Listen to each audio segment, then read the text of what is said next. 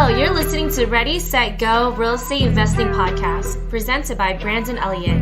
This show will be going over all aspects of real estate investing and is intended to educate, motivate, and prepare you to take action on your first or next real estate investment. For more information, please visit BrandonElliottInvestments.com. Thank you for listening and enjoy.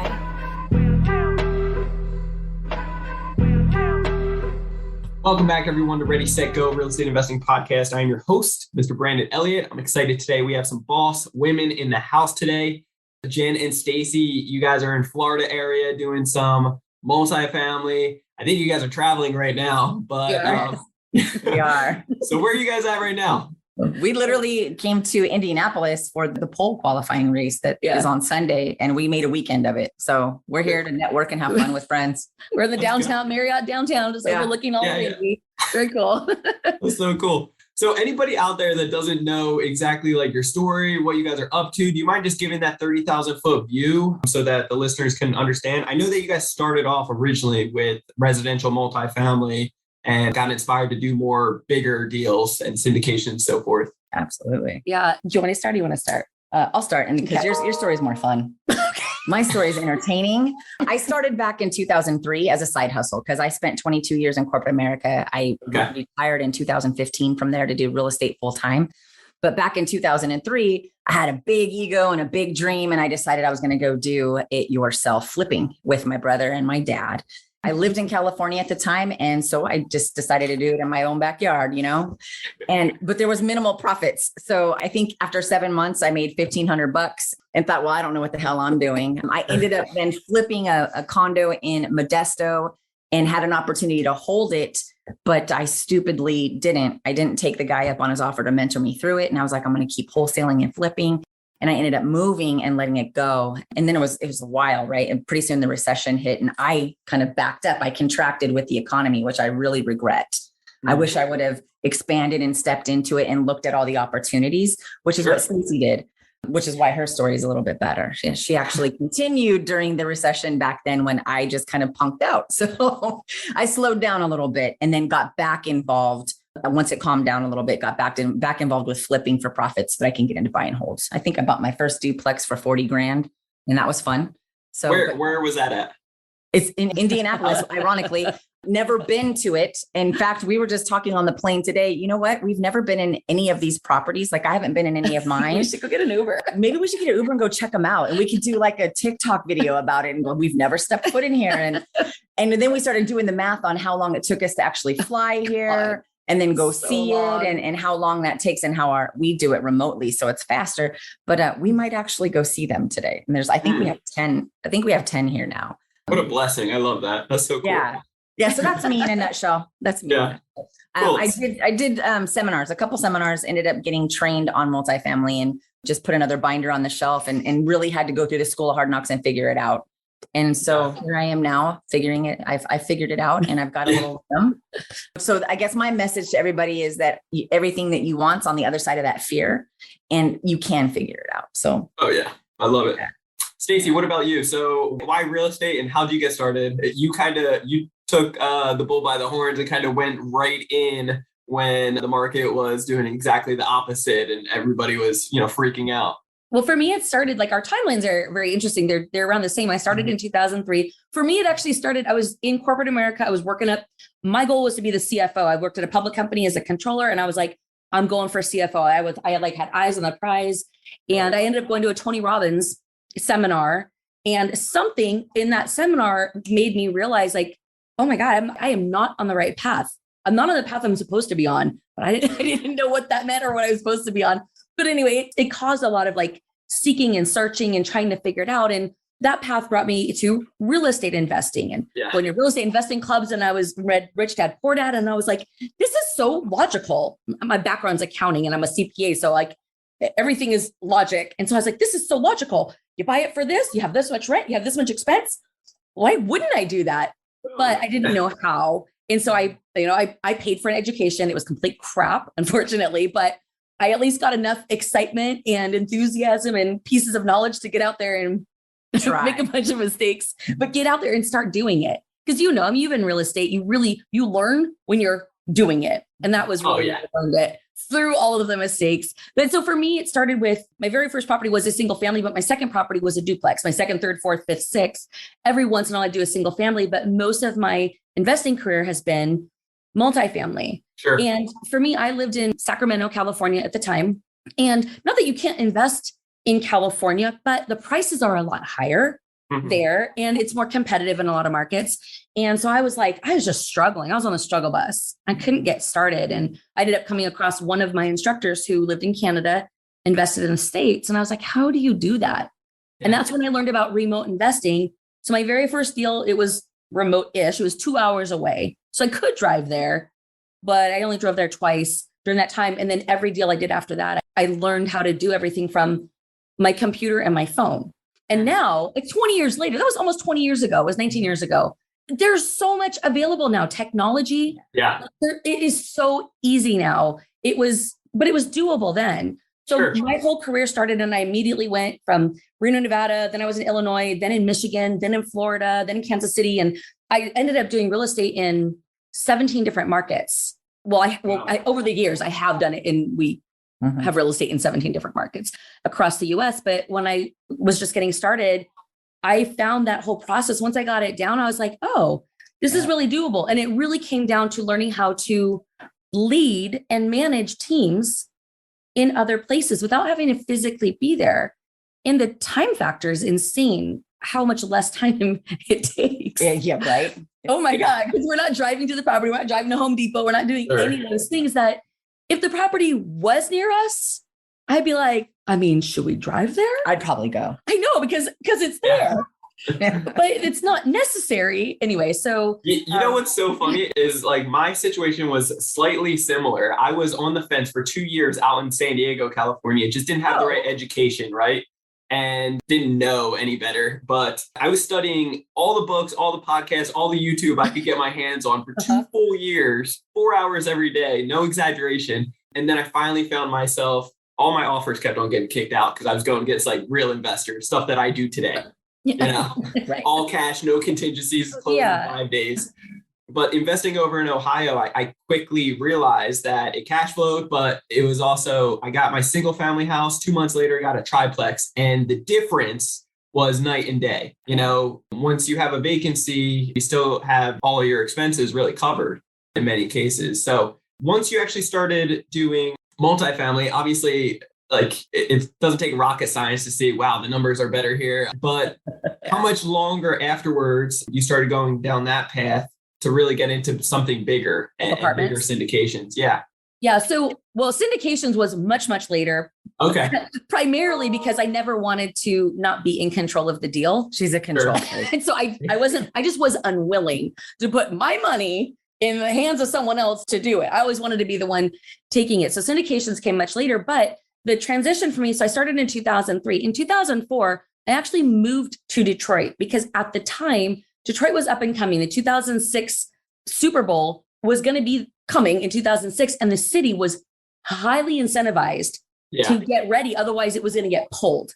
Yeah. And so I was like, this is my opportunity. So I went there and I ended up starting a property management company literally from scratch with 2 other investors. And I didn't know what the hell I was doing at all, but it was an amazing learning process. But through that, a lot of the investors that were like my clients were like real estate investing students from California, and they'd look at a 20 unit that they could get for like a few $100,000. And they're like, I can't even buy a house for that here. Yeah. We were buying apartment buildings, between 10 and 50 units. Sure. Kind of like rapidly thinking, oh, I can't lose. Yes, you absolutely can. And that was my entry before I started buying it. That was my entry into the world of apartments and recognizing that apartment investing has to be done. Like you have to treat every building like its own business. You have to look at the P&L. You have to look, how do I maximize the revenue? And what is going on with these expenses? What can I do to decrease the expense? And I know you know this. I don't know how much of your listeners know about multifamily. So I don't know how much to get into like the valuation. Yeah, dive deep. Let's go. Okay. Why not? Okay. Yeah. Oh, so fun. I love fun, Brandon. Okay. I love teaching. So the whole idea is when you get into, obviously at this point, Brandon, I'm not talking to you, I'm talking to your listeners, but when you get into multifamily, there's 2 different kind of areas that it's all multifamily, 2 to 4 units is considered residential multifamily. And it's lending wise, valuation wise, it's the same as a single family home. The valuation is based on comps and the lending is residential lending. When you get to 5 units, there's this magic cutoff and all of a sudden it becomes commercial. So it's a whole different area. And the way that commercial real estate and apartment buildings are valued is based on the net operating income. So when I'm like, oh my God, the revenue, very important. The expenses, very important, because the difference between those literally drives the value. So I started becoming highly addicted after being highly annoyed at my clients for doing no due diligence and they didn't know what they were doing. So I got School of Hard Knocks, but on other people's properties. So I was lucky. Sure. I started going in from a property management standpoint and really having to turn these buildings completely around and learn how do you do that in a way that doesn't scare the crap out of the tenants? Because if they see too much movement or they see that there's a new owner, anything like that, they get scared and just like move out. So there's like this fine balance you have to find. So I learned all of that by doing it on people's buildings. And then by the next year, I was like, you know what? Now that I've seen all you crazy people buying these and I've had to turn them all around, I'm buying my own, but I will buy it right. I will do all the due diligence and I will walk into that building with a plan. On day one, when I close, I know everybody who needs to be evicted. I know everybody who just needs to be like reassured. I know every unit that needs to have an immediate bump in rent. So we go in with our whole process, which started back then, but our whole process now is it's like us, like we do business turnarounds too. Like we are business people and we treat real estate like a business. Yeah. I like to look at it like we're not buying a property, we're buying cash flow. Sure. And you got to tweak it to get the maximum cash flow. Yeah. So if you look at it that way, you could be super profitable. I didn't mean to interrupt. Yeah. No, that's Yeah. So we look at things a little bit different because we both have, Jen was 22 years in corporate America. I didn't spend as long in corporate America before I left, but everything I did was business and turnarounds and things like that. And so just marrying that to real estate, that's what we like to do. For people that are like, oh, I don't want to talk to the property manager every week and be strategizing and renovating and all of that. That's fine. There's something called stabilized. I'm not so excited about them, but there's okay. Jen loves them. I love them. They cash flow on day one. Yeah. They're boring. Less headache to worry about. But right? I had to convince her that we should do a certain ratio of stabilized and value add instead of all value add. And I finally convinced her of it. But. Yeah, it's cool. Because Stacey and me are very similar. We're like, I wouldn't call it greedy, but we want, if there's availability there, I'd rather go for it and make the most out of it. And it feels pretty good making 100%. It, turning it around.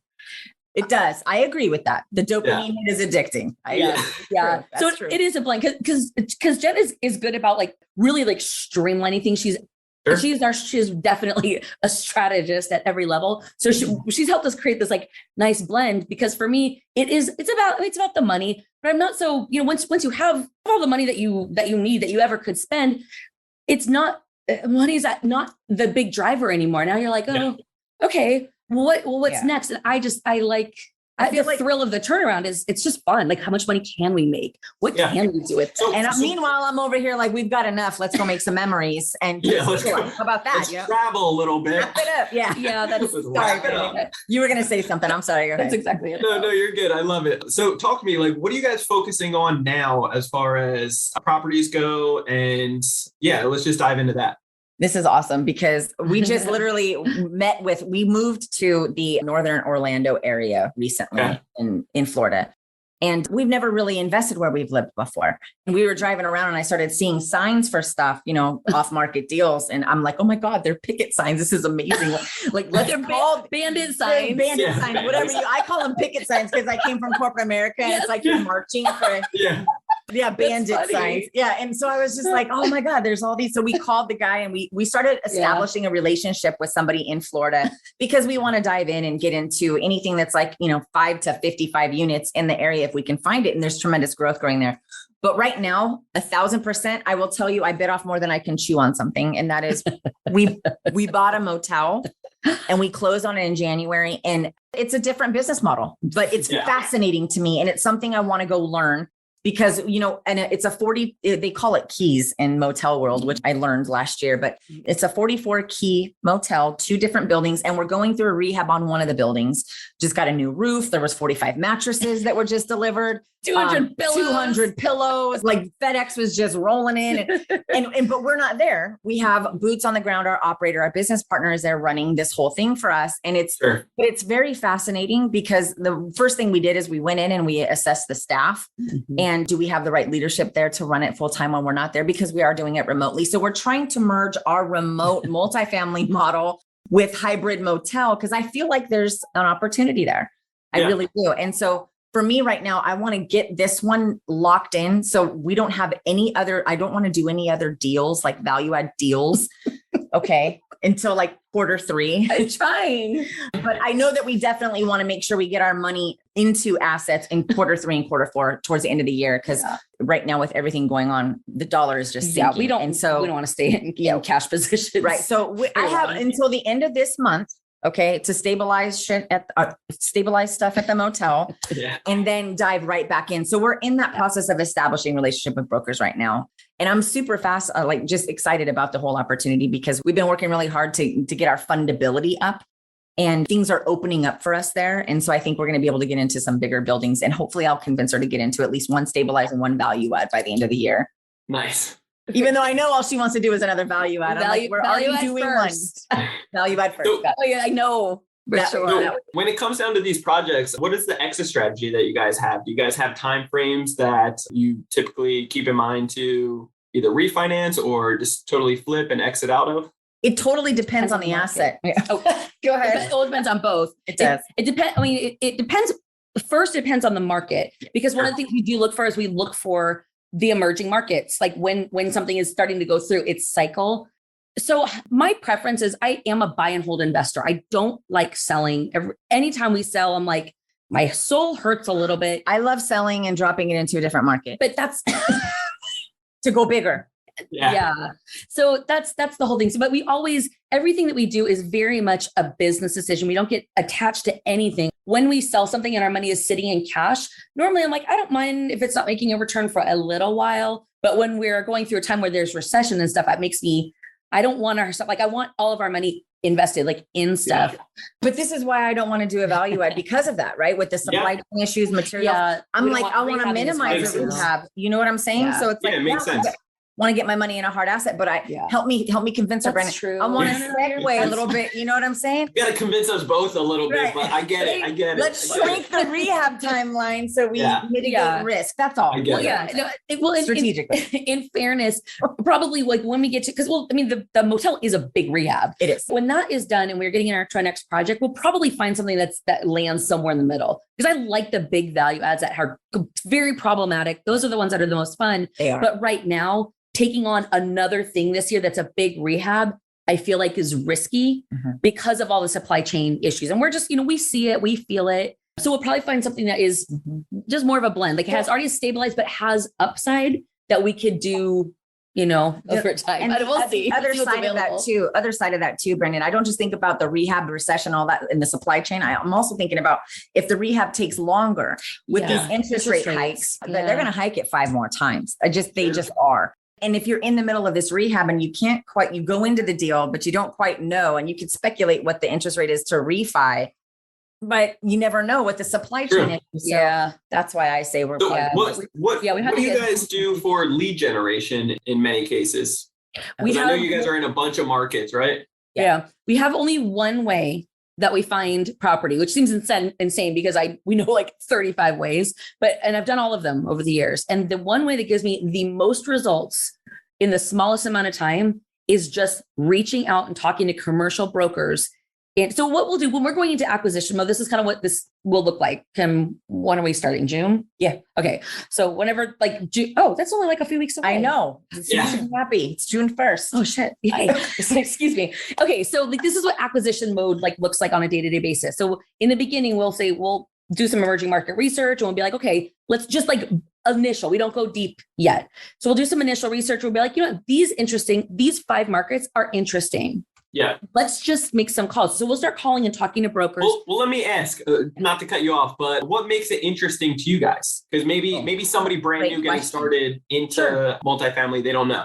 Yeah. So there's really three things that we look at when we're going to do market research.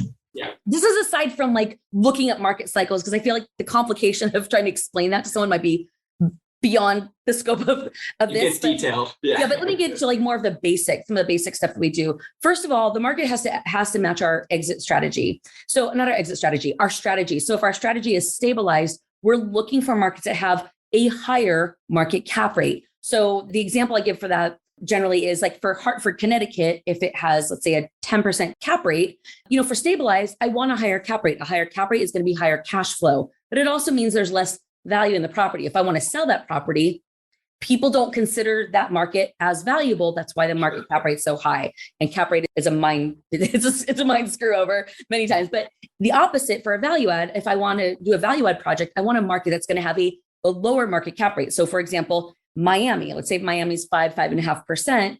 I'm going to do a deal there if I want to do value add, and I'm going to do Hartford, Connecticut if I want to do stabilize. So I have to look at the market cap rates and make sure that it's in line with what we're doing. So now the fact that we're going to be finding this blend, we actually need to talk a little bit about that. We're going to probably go somewhere that's somewhat in the mid range, right, on that, so that we get the stabilized, we get a little bit higher cash flow, but there's also an opportunity to create that upside Appreciation. for the appreciation. So that's number one that we do. Number two is we look at the population and the population growth. So the thing that we always want to see when we're going into a new market is that at a minimum, the population has been holding steady, but ideally it's going up. So it's going up, then it gets extra points. And then same with like the job market. If we want to see that the job growth has been steady or on the incline, obviously we have to take 2020 out of the mix because that's just an anomaly. But besides that, we want to see that they're business friendly, that there's new jobs coming in. We just don't want to be in any markets that have a decline in population or job growth.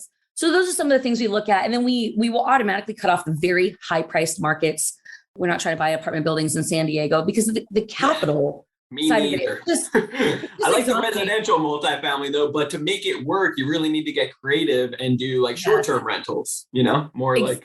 Exactly. And the thing that with short-term, that's funny because we've talked a lot about short-term rentals and they're super appealing. We just got one. Yeah. I was going to say, you got 40 something now. Yes, we have 42 of them. But the thing about like Airbnb, like short-term rentals like that has always been like, because from the cash flow standpoint, that's very appealing. The thing that makes me nervous about it is from a legislation standpoint, any good amount of lobbying can shift the laws like that. And it makes me nervous. So anytime we're looking at anything in the future, if we're ever looking at anything that's smaller, that's like for Airbnb, we will be looking at it. We'll run the numbers as Airbnb, but we're going to underwrite it as a regular rental in case anything shifts. Because we've seen people who lost their entire business like that, or they had to operate underground and hope they didn't get caught. And I'm just too conservative. That's rough. It's such a great tip that you just gave right there, to underwrite it with other backup strategies just in case. Like have your goal A here, but if that doesn't work out, then have backup plans and make sure it's underwritten that way. Because San Diego, for example, it's like our only way to really make ours work for cash flow purposes is we would be breaking even basically, maybe a little bit more. Not much cash flow after management expenses and so forth if we did long term, but short term, we cash flow very well. Yeah. And San Diego, it was just on the news, like it was a big deal that they've been fighting it back and forth for years now. And we're scaring a ton of people that they're going to take it away. They finally made it like legal that it is good. Yeah. Good. But it's like, well, what if they didn't? Then I would either have to sell or just break even each month. Yeah. Yeah. It's scary. But that's one thing if anyone's ever asking me about it, I just tell them like, make sure that if for some reason you couldn't Airbnb, even if it's not legislature, COVID took all of us by surprise. Yes. I don't think anybody who's alive right now could have seen anything like that ever happening at that level. So it's a good reminder that having that backup exit strategy is how you stay in the game long term. Because if we think that things are always going to be perfect and great, we are sorely mistaken. Everything cycles through, but as long as the lowest side of it still works, it pays for itself, you can weather through difficult times. And then, and then when things pick back up, you'll start making a lot of money again. Mhm. Yeah.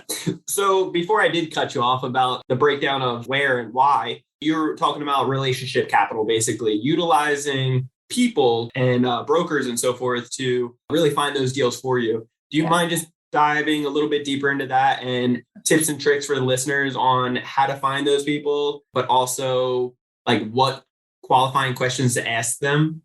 Sure. Well, it's funny because in my experience, new investors don't really have, it's when we're new, we're not really in the position to be qualifying someone else. But let me give you kind of a breakdown. And I'm going to speak because if someone is new, I'd rather give them information that they can use than what we say, because we come in with a ton of credibility already. And that doesn't help someone who's new, right? So when someone's new, this is how I got started when reaching out and doing apartments remotely is, first of all, I would look at LoopNet.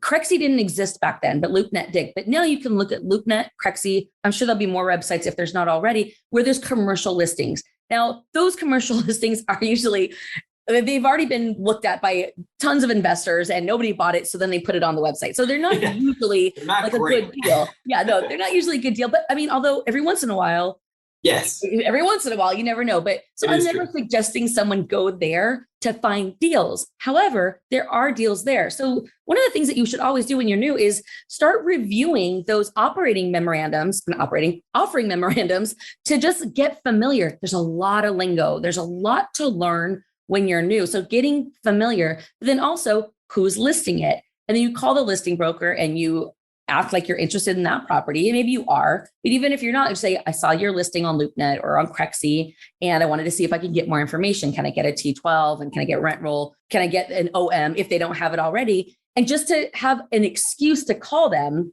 without it being like a cold call, because they have it listed. So clearly they're trying to sell it. Yep. And once you're talking to them, you're probably going to get it. You'll do some initial analysis and underwriting and find out that the deal is complete garbage.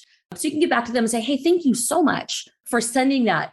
Here's some of the things I liked about that deal, right? Yeah. But unfortunately, here's some of the things that make that not work at all. But let me tell you, this is what I'm looking for.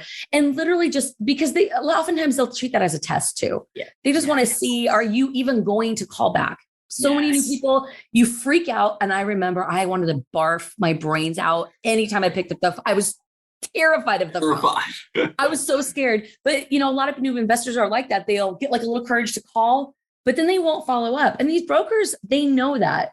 So, you have to be willing to, your follow-up game has to be strong. You have to be willing to be afraid and do it anyway. Be terrified of the phone and pick up the phone and call anyway, because what you want is not handed to you. This business is not easy. It's not handed to you. You have to be willing to do the scary thing, to operate in a place where you don't exactly know what you're doing.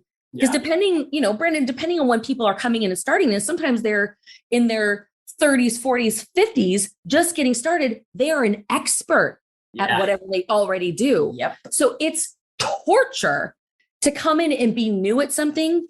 And feel like you're floundering. Yeah, when you're like the boss of what you do. But I want everyone to know that's a rite of passage and nobody gets through it without doing that. So got to go through it.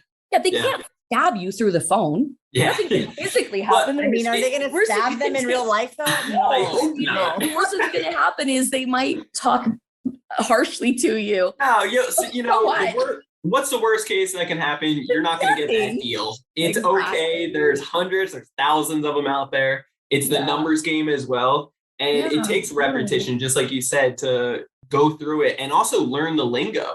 Like if I wasn't getting on the phones originally and just asking, I would go on Zillow and look for all the for sale by owners and just talk to them and they would help, it would get me more comfortable. I talked to brokers, realtors, and that started getting me more comfortable once I started learning the lingo and getting off the phone and like, God, that was horrible. But I think I can pull a couple of things from that conversation, try to work it into this new one and see where that goes. That's super smart. Okay. One of the things I used to tell people before when I was talking to people who were like, they're new and they're scared. And I'm like pumping them up to like start making some phone calls. And I'm like, look, I promise. And I was actually talking to some people who were doing fix and flips back then. And I was like, look, I promise you, because the whole concept of after rehab value is new to them. I'm like, I promise you, you're going to say AVR and you're going to want to die. But you just got to do it. You just got to do it. You have this, and you have to practice saying the right things until it just becomes that. And people are going to be like, what? And you just be like, oh, I mean, ARV. Whatever.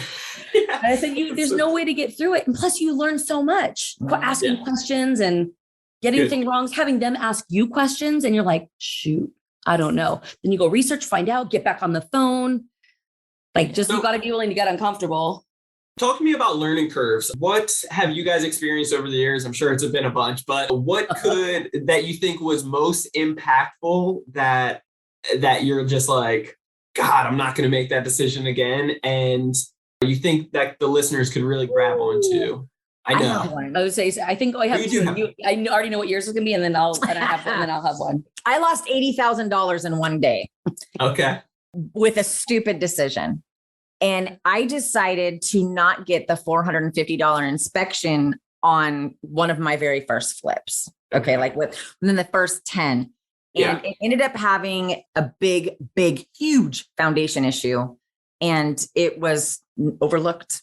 And as I went through it and the contractor was going, I ended up having to get on the phone with a structural architect, like a structural engineer, all these things. And like their first bid to come and fix it was $40,000.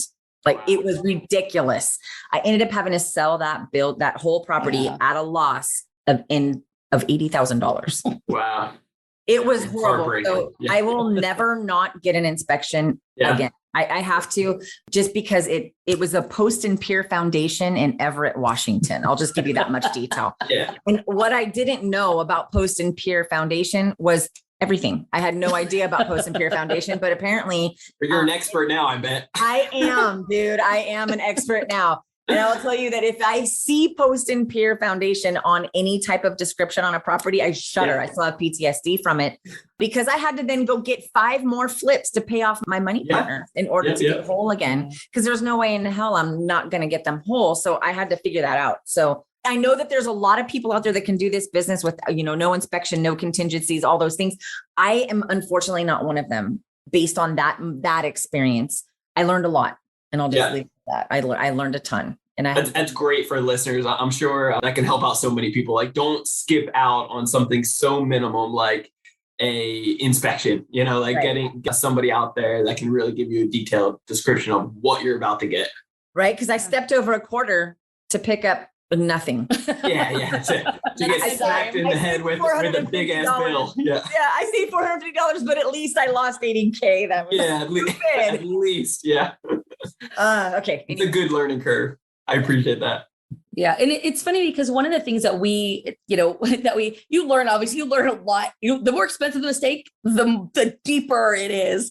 And one of the things that we do in our business now we always get building inspections or home inspection if it was like residential, but we don't just get it to just know. It's very rare that we don't go back to the seller and say, hey, you represented blah, blah, blah, blah, blah. Mm-hmm. But here's what we found. And we always use it to go back and negotiate. It's not very often that we're using it to try to get out of the deal completely. Because usually if we spend the time to put in a contract, we want it, but it has to be at the right price depending on what comes up in the inspection. So for us, what we found over time is by spending that money, and it usually pays back like enormously because we're able to get significant price reductions or credit or something that we wouldn't have had otherwise. It's kind of like your proof and helps you stack the value of why you shouldn't buy it. Yes, it does. I like to talk myself out of the deal and listen out and then go back. Yes. Yeah, that's so good. There's one book that was critical learning too, was Never Split the Difference by Chris Voss. Taught us a lot about negotiating a different way now. So we've recently, just in the last few years, had some big learning curves there about what's actually possible. So if you haven't read that book, read it. I don't mean to like push somebody's book on you. It's so good. It's a good one. No, it's good. Yes, I love it. I agree. Talk to me. What is typically the inspection cost per door when it comes down to bigger multifamily? Because just so people can start budgeting some of these extra expenses. It's market specific and it obviously time specific because I'm sure it's just getting more expensive every day. Crazy right now. But like, I've seen on single family houses like $1,000. I'm like, where the hell did you get that number? Right? Yeah. The most recent inspection that we paid for, which was for 42 doors, which the inspection we did for that is the same inspection we do for any apartment building. It's a hotel, but it's effectively the same as far as the work, and we paid $8,000 or $7,800. That was in Idaho. Our motel's actually in Wallace, Idaho. It's the Stardust if you want to come out there for the summer. Okay, nice. That's so cool. So that was about 8,000. God, yeah, it's just every market is so different. Yeah. It ranges pretty hard. We had some students that were in the 3,000 range. Yeah. So I think when people are starting off and they're doing something that's like a little bit smaller, like this, a good like starter building would be somewhere between like 6 to 15 units. You should probably budget for $3,000 to $5,000. Plus the appraisal is more expensive. So like you really do have to have some legitimate like chunk of money set aside just for due diligence, which is why we don't take that lightly. When you actually get to the point where you pay for an inspection, if you don't go forward with the deal, that is sunk money. And sometimes that's what you have to do. You have to walk away because that's just the right thing. But I don't want to walk away, but I do want to have that money be an investment. And that's why we will go fight like very hard. And we put together this elaborate explanation to the seller we will take the building inspection and we will basically snip out parts of it that talk about, especially something that sounds like really dramatic, like danger, critical, anything like that. It's in red writing. Yeah. And we'll basically say, look, this is what you represented. And here are the items that we found to be different. Here's the evidence of that. And here's what we're requesting. And we go in very professionally and we always ask for more than what we actually need because we expect them as other investors to negotiate. Yeah, come in. That's good. Yeah. I love it. Well, guys, I appreciate it so much. I feel like you guys are a wealth of knowledge and just very open to, share all the ins and outs of what you guys have accomplished over the years and the learning curves. And I know, all the listeners have taken a bunch of notes like myself, but for anybody out there that wants to get a hold of you guys, how would they do so? I think the best thing to do is we do a weekly training on this stuff every Wednesday. And if they want to come, they can go to wowaua.com and just register and they can come see us. We answer questions to the public live every Wednesday just to keep people especially lately, engaged and hey, don't go in a shell because of what's going on. Come see us. And we do a training topic every week. So it's wowaua.com, and then they can just register and come see us. Stands for Ask Us Anything. Yeah, it seems so random. Wow, AUA, what the heck? I love it. That's cool. Yeah. Education and then open Q&A. And we're usually on there for an hour or so. Yeah. And we're just there to answer. They can literally ask us any question in real estate because over 20 years, we've done every strategy. We specialize in multifamily, but we've done all of it. So we're just here to be a resource to the community and help how we can. What do you guys think about the market that we're in right now? And anybody that may be fearful of what's going on out there, what would you recommend? I got some crazy friends of mine that have close friends, but not the closest, that have been on the sidelines for like the longest time since like 2017, saying, hey, we're going to have a crash and still being on the sidelines. But now as we get closer and closer to really crazy stuff that's going on in the world, what is your guys' feedback? What's your opinion? So my opinion is that we're definitely heading towards a recession. I do believe within the next 4 quarters, we'll probably be there. But I am hopeful that Powell will actually increase the rates and make us have a soft landing. I'm not too, positive on that. I think that it needed to happen a while ago. But in the meantime, what I do know is that anybody who's sitting on the sidelines, they've been printing money since 2008. They've printed more money in the last 2 years than they did in the previous decade. So that tells you the inflation. I mean, there's a lot of speculation on whether it's 7%, 15%, whatever it is. Don't just sit there with your money and the dollar declining. If you look time after time after time, what happens when we go in a recession? Every single time, rents go up. Yeah. Every time. Every time. So why wouldn't you want to put your money in real estate versus crypto, Bitcoin, stock market, all the shit that's going downhill? Put it in a hard asset. That's my take on it. So that's what I'm doing.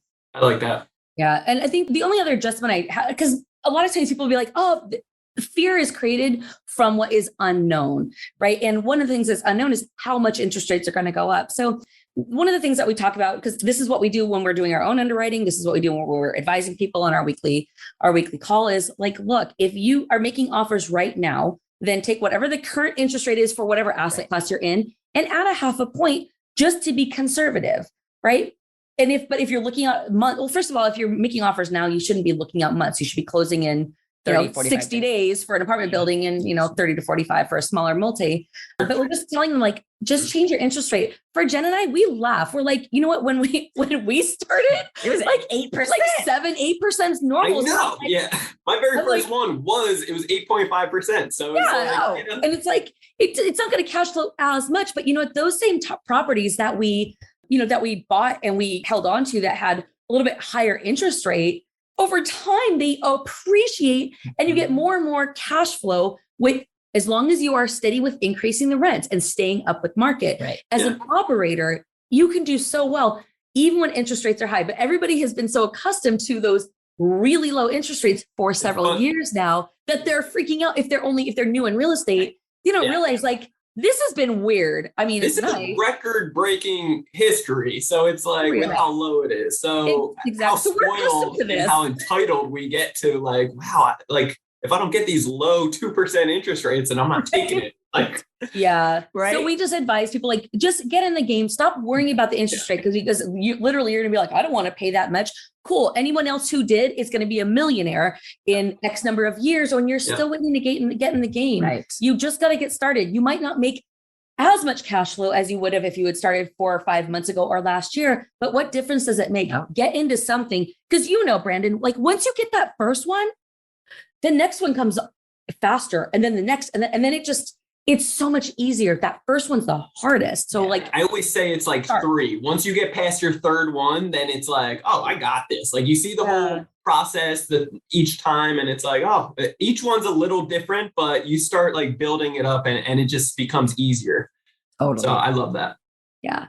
Cool. Awesome. Well, I appreciate you guys so much for jumping on and definitely everybody needs to reach out to Jen and Stacy. You guys are amazing. And just have just great energy, but also like your heart's in the right place to be able to serve people and be able to help them eliminate a lot of the learning curve that, some of us have gone through but with that being said, to kind of wrap this up, like how we first originally started, all the education in the world is great. All of it's out there, by the way. If you want to learn quick and learn from our learning curves, like dive in, we're all open books here, which is great. But there's going to be you're still going to go through learning curves once you start implementing it and doing it. I don't care what books or podcasts or mentors you have. Once you actually implement it, you're not going to listen to all of it. Like I was stubborn and said, well, maybe this is an exception here. And it's like, no, it's not.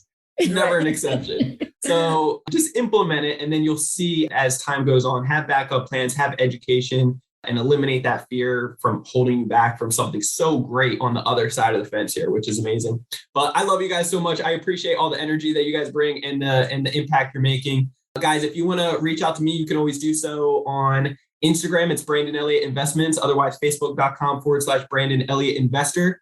If you guys need any credit repair done for you services, check out creditrepairmobile.com. Otherwise, if you're really looking to get educated on how the banks and lenders are judging you, how to fix credit faster than anyone in the industry, and then be able to build up several 6 figures from the bank, even 7 figures in funding from credit cards, lines of credit, and so forth from the banks very quickly, and flip the script on them, being able to leverage it into real estate and be able to protect yourself with contractors and be able to start businesses and grow your businesses, scale them, then check out creditcounselelite.com. That's www.creditcounselelite.com. And as always, hit that subscribe button for Ready, Set, Go Real Estate Investing Podcast. Greatly appreciate all the love and feedback. And we will see you on the next episode next week. Till next time, guys, thank you so much again, Jen and Stacy. You guys are bosses. Appreciate you. Thank you. Thank you, Brandon. Thank you for having us. This has been another episode of Ready, Set, Go Real Estate Investing Podcast, brought to you by Brandon Elliott. For more information, please visit BrandonElliottInvestments.com. Also, please don't forget to like, share, and leave a comment below. Thanks again for joining. Until next time, God bless.